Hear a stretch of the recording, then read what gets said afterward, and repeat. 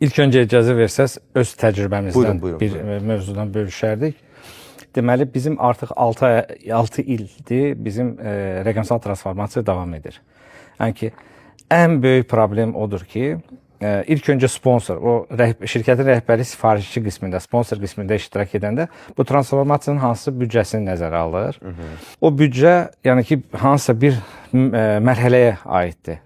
Elə deyil ki, yəni ki, biz əvvəlcədən bilək ki, biz 7 ilə, 5 ilə, 3 ilə bu transformasiya edə biləcəyik. Çünki transformasiya davamlı prosesdir. Əsas problem Azərbaycan sahibkarlarında, tək Azərbaycan deyil. Mən dünyanın 70 ölkəsində olmuşam və bütün sahibkarların ünsiyyətdə olanda fərq etməz inkişaf etmiş ölkələr, yəni ki, inkişafa doğru gedən ölkələr, hamısı, bütün sahibkarlar istəyir ki, buna baxır xərc kimi. Və ən böyük dərdimiz və problemimiz odur ki, biz indi ERP sistem və digər bizim klub üzvlərlə birlikdə regionlarda fəaliyyət göstərən müəssisələrə istəyirik transformasiya haqqında, rəqəmsal transformasiya haqqında treninqlər keçək, izah edək bu prosesi və ilk sual olub, mən neçəyə başa gələcək? Yəni ki, bunu hansısa bir əməkdaş götürür və hesabatları kağızda təqdim edirlər bir-birinə. Hələ ki, elektron adi, misal üçün Trello-dur, digər proqramlardan istifadə etmirlər.